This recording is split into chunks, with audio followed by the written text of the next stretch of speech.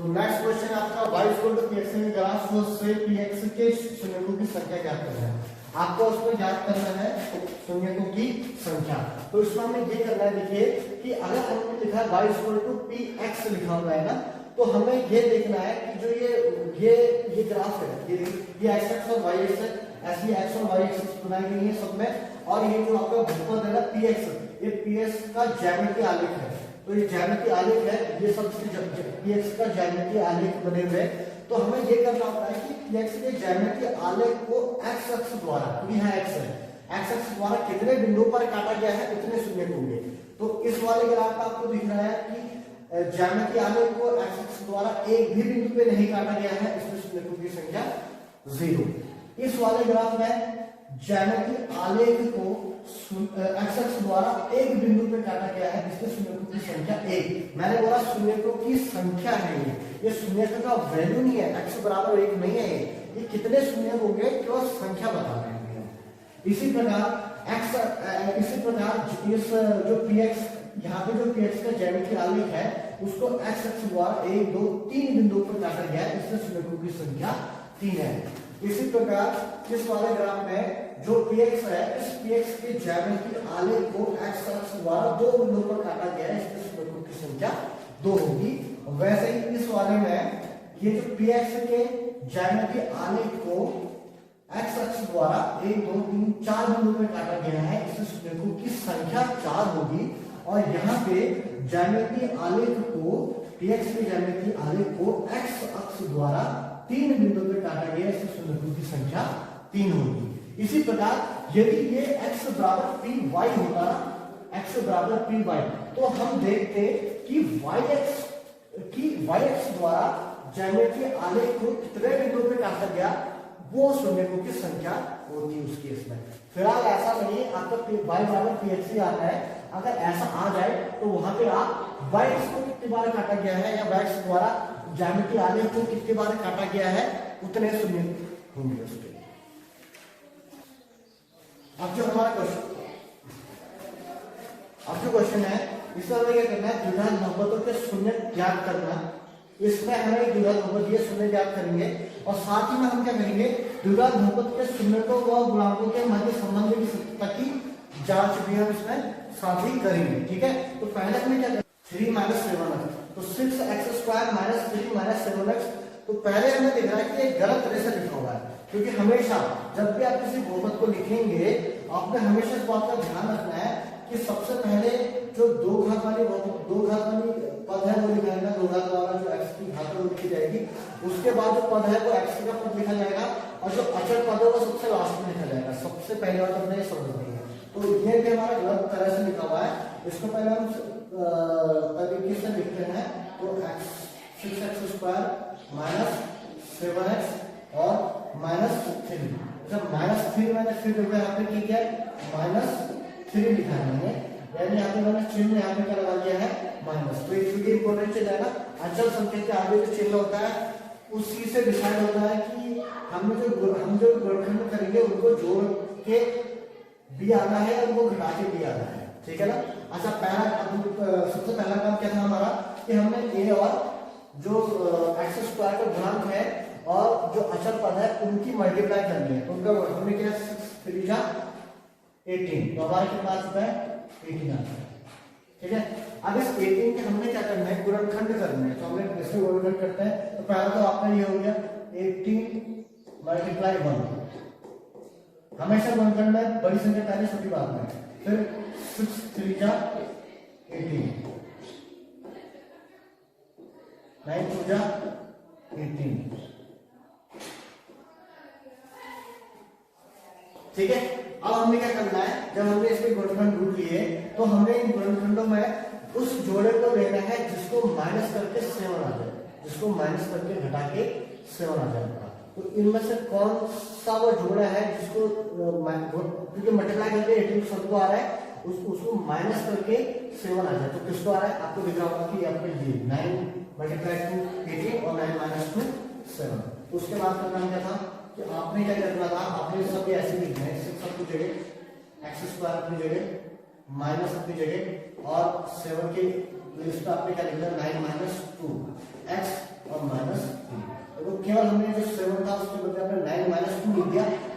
हर एक चीज अपनी जगह पे है। इसके बाद का काम क्या है कि ब्रैकेट को ओपन करना। तो ब्रैकेट हम ओपन करेंगे तो 6 को आप ऐसे लिखेंगे यहाँ पे, ठीक है। अब माइनस है, अच्छा फिर मैंने बताया था कि अगर ब्रैकेट के बाहर से माइनस है, ब्रैकेट खुल रहा है तब भी चिन्ह चेंज होगा, और बाहर से माइनस और ब्रैकेट लगा रहे हैं तब भी चिन्ह चेंज होगा। तो यहाँ चिन्ह चेंज होगा, फिर आप x की मल्टीप्लाई 9 से भी और x की मल्टीप्लाई 2 से भी, तो ये होगा 9 माइनस 9x। 9 प्लस का था तो माइनस का हो चुका है, और जो 2 माइनस का था तो ये प्लस का हो चुका है, ठीक है। माइनस 3, ठीक है। इसके बाद का काम था आपने जोड़े बना दिया दोनों के, तो एक हमने यहाँ बना दिया और जोड़ा हमने यहाँ, इन दो का बना दिया। अब इन दोनों में जो कॉमन है हम उससे बाहर लेंगे, तो आप साफ देख सकते हैं इसमें। देखिए यहाँ क्या है, अभी तक तो 4 बाहर आ रहा था, x स्क्वायर, तो x यहाँ x स्क्वायर है यानी x मल्टीप्लाई x, और यहाँ 1x है, तो 1x तो बाहर ले ही सकते हैं, तो 1x तो अपने बाहर ले लेंगे, ठीक है। अच्छा और क्या है, अब संख्याओं में देखिए, संख्या में मैंने कहा था छोटी संख्या से बड़ी संख्या भागा जा रही है तो छोटी संख्या बाहर ले लीजिए, तो 6 से 9 को भागा जा रहा है नहीं। तो अब आप क्या करेंगे कि अगर फिर उसके बाद एक चीज और चेक कर लीजिए आप कि क्या कोई ऐसी संख्या है जिससे 6 को भी भागा जा रहा है 9 को भी भागा जा रहा है, तो जिससे दोनों कट जाए, 6 भी और 9 भी कट जाए, तो देखिए 3 से 6 भी कटता है, 3 दूनी 4, 3 3 9 कटता है, 3 से 6 भी कटता है और 3 से 9 भी कटता है। तो हमने क्या करना है, जिस संख्या से भागा जा रहा है उस को बाहर लेंगे, ठीक है। आपने क्या किया, फिर आपको बाहर लेंगे, 3 आप बाहर लेंगे, तो फिर आप देखिए इसका बाहर लेंगे तो क्या आएगा, 3 2 जा 6, तो यहाँ बचा आपका 2, और x स्क्वायर में से 1x बाहर है, अंदर 1x को बचा ही है, फिर ये माइनस अपनी जगह, फिर ये माइनस अपनी जगह, फिर x को बाहर आ चुका है, x में से x बाहर आ चुका है और 9 है, और 3 से 9 को अपनी डिवाइड करो, उसके बाद 3 आ जाएगा, ये आ गया। अच्छा अब यहाँ पे क्या है, प्लस। अब इन दोनों में कुछ कॉमन है, देखिए x यहाँ है, x यहाँ है, नहीं है, 2 से 3 डिवाइड होता है नहीं, क्या कोई ऐसी संख्या है जिससे 2 भी डिवाइड होगा 3 भी डिवाइड होगा नहीं, तो कुछ नहीं आ रहा है इसमें, तो आप उसका वर्ग कॉमन ले लेते हैं, और अंदर क्या बचा, इधर 2x और -3। अच्छा बाहर से प्लस को शून्य चेंज करने की जरूरत नहीं है, तो ये देखिए जो ब्रैकेट के अंदर यहाँ आया है वही ब्रैकेट के अंदर आपका यहाँ भी आता है, तो इसके आपने दो शून्य के, अब आपने इसके दो वैल्यूज कैसे रहेंगी, आपने एक बार इसको लिख देना है, ठीक है, और एक बार क्या बचा इधर 3x + 9, ठीक। ये अब गुणनखंड हो गए, यानी कि इस बहुपद के गुणनखंड हो गए आपके 2x - 3 और 3x + 1, तो यानी x की वैल्यू चाहिए ना, हमें अल्फा और बीटा चाहिए, शून्य चाहिए, तो शून्य कैसे निकलेंगे, शून्य निकलेंगे आपका x का क्या वैल्यू होगी, किसको आपको क्या करके क्या आ जाए 0 आ जाए, तो x की वैल्यू बताइए आपसे, हम क्या रखें। अगर आप ऐसे करके नहीं निकाल पा रहे हैं तो आप इसमें x की वैल्यू आप एक बार 2x - 3 = 0 रख दें, यहाँ से 2x = 3 और x = 3/2, ये देखिए x = 3/2 दूंगा तो 3/2 दूंगा, 2 से 2 कैंसिल हो जाएगा, 3 - 3 0 आ जाएगा, ठीक है। ऐसे यहाँ पे तो यहाँ पे भी क्या आएगा, +1 = 0, ठीक है, और 3x = -1 और x = -1/3, तो यहाँ से आपकी एक वैल्यू आ गई आपकी अल्फा आ गया, अल्फा आपका आ गया 3/2 और बीटा आपका आ गया -1/3, तो दो इसके आपने क्या निकाल लिए, शून्य, तो हमारा शून्य निकल चुका है इस द्विघात से मिलकर, यानी अल्फा और बीटा आपका आ गया है। अब बात आती है कि वो ये कह रहे हैं कि द्विघात के शून्य और गुणांकों के भी संबंध, तो यानी कि हमें इसके गुणांक भी लिखने पड़ेंगे, तो हम पहले यहाँ पे संख्या लिख लेते हैं। हमने लिखा 6x² - 7x - 3, ठीक है। हम इसमें क्या निकालते हैं कि गुणांक, तो गुणांक करोगे a = आपका हो गया 6, b = आपका हो गया -7 और c = हो गया आपका -3, तो ये आपके आगे इसके गुणांक a b और c, ये आपके इसके गुणांक आ चुके और शून्य तो आपने निकाल चुके, ये शून्य अल्फा बीटा आपके शून्य पे गुणांक आपने निकाले। अब इसके संबंधों की सत्ता की जांच करते हैं, तो हम इसका पहला संबंध करते हैं, तो जो पहला संबंध है इसका पहला संबंध क्या है? संबंधों की जांच, संबंधों की जांच, ठीक है ना। तो संबंधों की जांच, पहला संबंध है हमारा कि alpha plus beta is equal to minus B upon A, ठीक है। ये आपका पहला संबंध है। देखते हैं कि ये सत्य है या असत्य है। तो हम इसमें क्या करेंगे, कैसे पता लगेगा सत्य या असत्य है? इसमें हमें अल्फा की वैल्यू भी रखनी है, बीटा भी रखनी है। यहाँ लेफ्ट हैंड साइड और राइट हैंड साइड बराबर आना चाहिए, तो हमें पता चल जाएगा कि हमारे संबंध क्या है, सत्य है। अल्फा क्या है आपका 3/2 प्लस बीटा कितना आपका -1/3। इसे हल करेंगे 3/2 प्लस मल्टीप्लाई माइनस -1/3। 3 2 जा 6, 6 3 जा 9, 2 1 जा 2, 9 से 2 जा 7/6। तो इस तरफ तो आ गया हमारा 7/6, ठीक है। अच्छा, अब इधर देखते हैं यहाँ कितना है। तो यहाँ देखिए यहाँ क्या है, माइनस, ये तो आपका फॉर्मूले का माइनस है। बी कौन आपका -7, एक माइनस और आएगा अपॉन ए। तो ए देखिए ये कितना है 6, तो माइनस गुणा माइनस, तो माइनस गुणा माइनस हो गया प्लस 7/6। आपका तो 7/6 तो पहले आ चुका है, तो इधर भी 7/6, लेफ्ट हैंड साइड में 7/6, राइट हैंड साइड में 7/6। यानी कि मेरा ये संबंध सत्य है। Alpha equal to 3/2, beta equal to -1/3। जब शून्यक है और ए बी सी इसके गुणांक है, तो ये जो इसके शून्यक और गुणांकों के बीच संबंध, पहला संबंध हमारा सत्य है। अब हम दूसरा संबंध पढ़ते हैं। दूसरा संबंध कैसा है? दूसरा संबंध कहता है alpha multiply beta is equal to C upon A. तो ये कहता है कि अगर अल्फा और बीटा का मल्टीप्लाई करेंगे तो वो सी अपॉन ए, जो सी अपॉन ए के बराबर है। तो यहाँ पर अल्फा और बीटा की वैल्यू रखते हैं। तो अल्फा जो है हमारा वो है आपका 3/2, तो 3/2 मल्टीप्लाई -1/3, ठीक है। इसको यहाँ सॉल्व करते हैं, तो 3 प्लस मल्टीप्लाई माइनस 3 1 जा 3 और 3 2 जा 6। इसे अगर आप हल करना चाहें तो 3 1 जा 3, 3 2 जा 6, यानी कि आ गया -1/2। तो इधर आपका आ रहा है -1/2, तो -1/2 आ रहा है इस तरफ आपका, ठीक है। तो इधर आपका क्या -1/2, अब इज इक्वल टू, अब यहाँ देखते हैं यहाँ कितना आता है सी। तो सी देखिए यहाँ कितना आ रहा है, सी आपका -3। फिर ए कितना आपका 6, हमने वैल्यू रखनी है। तो ये आ गया आपका -3/6, तो 3 1 जा 3, 3 2 जा 6, तो ये भी आपका आ गया -1/2। तो यानी कि हमने देखा कि हमारा जो दूसरा संबंध है alpha multiply beta equal to C upon A, ये भी सत्य है। अल्फा 3/2, बीटा -1/3 और a equal to 6, b equal to -7, c equal to -3, ठीक है। 4x² plus 8x। अब ये जो हमारा बहुपद है, इस बहुपद में आपको दिखा होगा आपको कि इसका केवल दो पद आपके x² वाला और x का पद, इसमें दो पद है। तो इन दो पदों को हमने क्या करना है, यहाँ से पहले हमें शून्य निकालना है और शून्य निकालने के बाद शून्य और गुणांकों के बीच संबंध की स्थिति की हम इसमें क्या करेंगे, जांच करेंगे। तो इसका जब हम शून्य निकालेंगे तो देखिए, तो शून्य निकालने के लिए आपको दो ही पद दिए हुए, तीन है नहीं यहाँ पे, तो दो पदों को आसान होता है आपको शून्य ज्ञात करना। इन दोनों में देखिए कॉमन क्या चीज है, इन दोनों में जो कॉमन है ना वो बाहर ले लेंगे हम। जैसे यहाँ देख रहे हैं आपको, यहाँ x के दो है, यहाँ x का एक है, तो आप एक x को आप यहाँ से क्या कर सकते हैं, बाहर ले सकते हैं। तो आपने क्या किया, एक x बाहर लिया बाहर। फिर यहाँ 4 और यहाँ 8 है, तो 4 से जो है आप 8 को क्या कर सकते हैं, डिवाइड कर सकते हैं, भागा ले सकते हैं।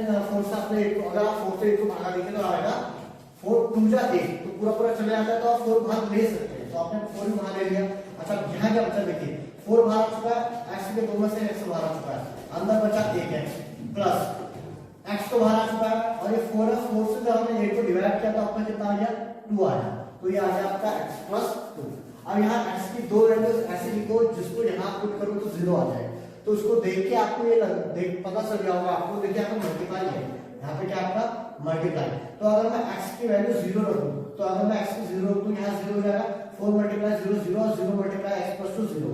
यानी कि एक वैल्यू तो हमेशा जब भी x तरह का सवाल आता है उसमें एक वैल्यू आपका हमेशा x की क्या आती है, 0। तो एक वैल्यू अगर आपकी किस पर आ गई, 0।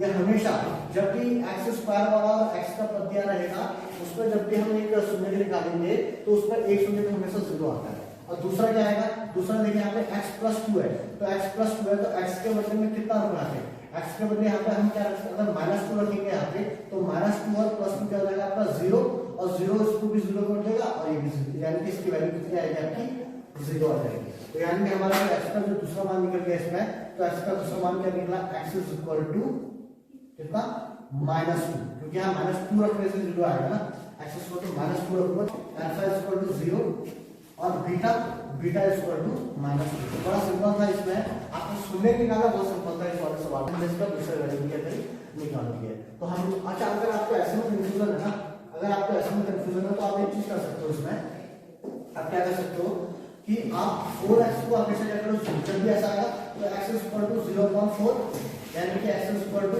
0, तो अल्फा हमेशा क्या आएगा आपके यहाँ पे 0, एक वैल्यू आपके आ गई 0।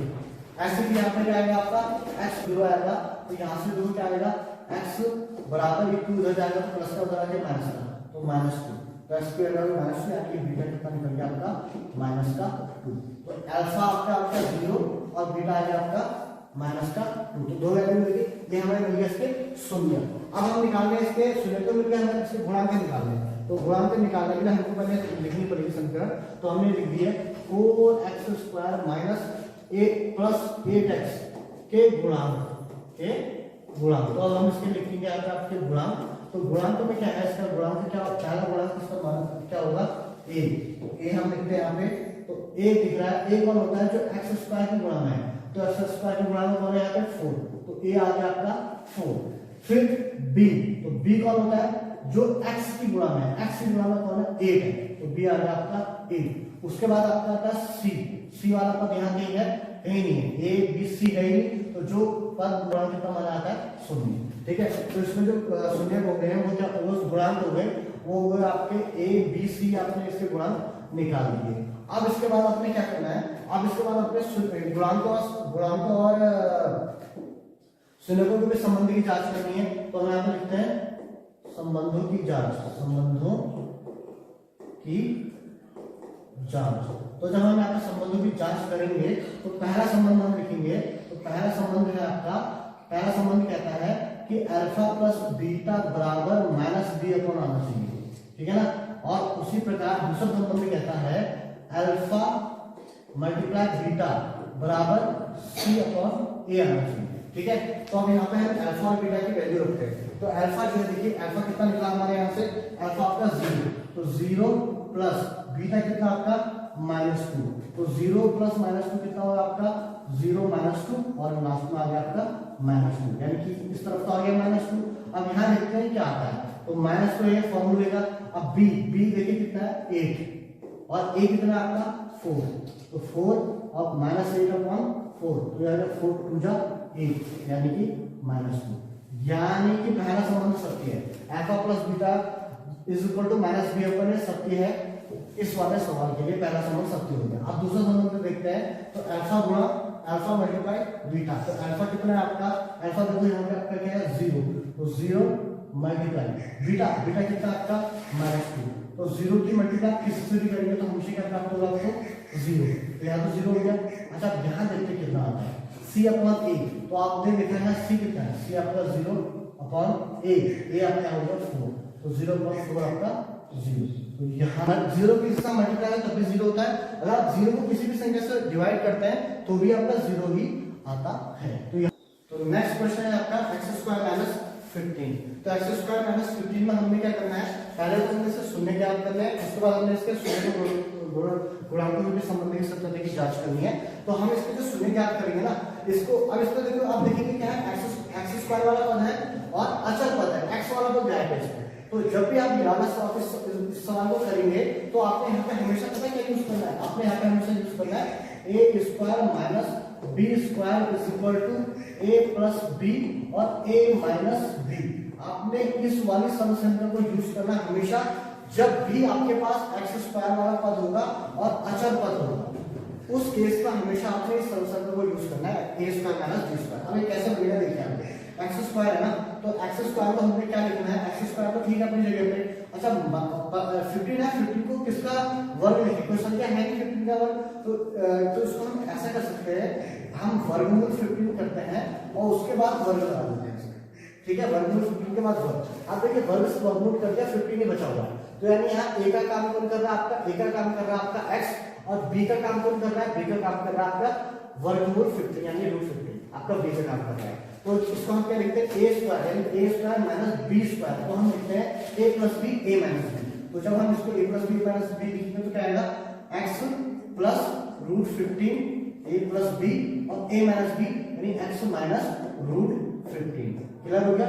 इतना करने के बाद आपको दो वैल्यूज मिल चुकी है। देखिए कैसे निकालेंगे हम इसमें, अब हम इसको शून्य कैसे निकालेंगे, शून्य के आपके x की वो वैल्यू जिसको यहाँ पे 0 आ जाए। तो यहाँ आपको साफ दिख रहा है कि x की वैल्यू अगर यहाँ पे माइनस रूट 15 होगा, माइनस रूट 15 कर दूंगा 0 आ जाएगा, और ये पूरा 0 ये भी 0 हो जाएगा।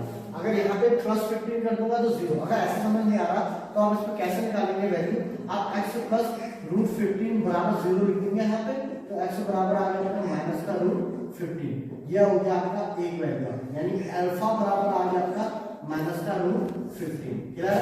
इसी प्रकार जब x माइनस रूट 15 आप बराबर 0 लिखेंगे तो यहाँ से x बराबर क्या आ गया आपका प्लस का रूट 15। तो ये आपका आ गया दूसरी वैल्यू, प्लस एक माइनस का एक प्लस का, तो इसको आप बोलेंगे beta, beta equal to root plus का रूट 15। तो अल्फा और बीटा आपको मिल चुके हैं, यानी आपको शून्य निकाल दिए। ठीक है, अब हम क्या निकालेंगे, इसके गुणांक निकालेंगे। तो गुणांक निकालने के लिए आपने फिर वही करना है, क्या लिखना आपने यहाँ पे एक्स स्क्वायर माइनस 15 के गुणांक। अच्छा गुणांक निकालते वक्त आपको एक बात बता रखी है कि गुणांक क्या है, एक्स ए क्या चीज है, ए है आपका एक्स स्क्वायर के गुणांक जो है, तो एक्स स्क्वायर के गुणांक कौन है, एक्स स्क्वायर के गुणांक आपका है ए, तो ए हो गया आपका ए। फिर बी, बी कौन होता है, जो एक्स की गुणांक होता है। तो देखिए एक्स स्क्वायर तो है ना, एक हो गया, एक्स इसमें है ही, तो जो पद नहीं है उसका गुणांक हमेशा क्या होता है, 0 होता है। फिर सी, सी कितना आपका यहाँ पे माइनस का 15। तो ए बी और सी आपने निकाल दिए हैं, ए बी और सी, ये आपके गुणांक निकाल दिया आपने। अब आप क्या करेंगे, इनके संबंधों की सत्यता की जांच। ठीक है ना, तो संबंधों की जांच करेंगे आप, संबंधों की जांच। तो जब आप संबंधों की जांच करेंगे इसमें, तो उसमें पहला संबंध क्या है आपका, पहला संबंध है आपका alpha plus beta is equal to minus B upon A, यानी अल्फा बीटा को जोड़ के माइनस बी अपॉन ए आता है। तो अल्फा बीटा आप लिख देते हैं, अल्फा लिखते हैं यहाँ पे आपका आ गया कितना है, अल्फा रूट 15 प्लस बीटा कितना है माइनस रूट 15। इसको हल करेंगे, रूट 15 प्लस मल्टीप्लाई माइनस 15, यह आपका आ गया कितना 0। ठीक है, अब यहाँ देखते हैं यहाँ कितना आता है। तो यहाँ देखिए माइनस बी कितना आपका, तो बी आपको लिख रहा है 0, तो 0 अपॉन 1, तो 0 अपॉन 1 क्या होगा आपका 0 0, यानी कि पहला alpha plus beta equal to minus B upon. फिर उसके बाद हम बात करते हैं दूसरे संबंध की। तो दूसरा संबंध है आपका अल्फा गुणा beta is equal to C upon A. तो अल्फा कितना है यहाँ पे आपका, अब देखिए अल्फा आपका रूट 15, ठीक है, मल्टीप्लाई माइनस रूट 15। ठीक, अच्छा आप यहाँ पे देखते हैं प्लस गुणा माइनस रूट 15 और रूट 15 की रूट एक्स और रूट एक्स में आपको क्या बताया था कि जब भी आपके पास ऐसा केस होता है root X multiply root X, तो वो क्या बन जाता है आपका एक्स बन जाता है। तो रूट 15 मल्टीप्लाई रूट 15 आपका क्या बन गया 15, और प्लस मल्टीप्लाई माइनस है, तो माइनस का रूट 15 आ रहा है। जब यहाँ देखते हैं तो सी कितना आपका, सी आपका माइनस 15, और ए कितना है, ए आपका 1, तो माइनस 15 पर 1 कितना हो गया आपका माइनस 15। तो यानी कि हमने देखा कि हमारा जो दूसरा वाला संबंध है वो भी सत्य है।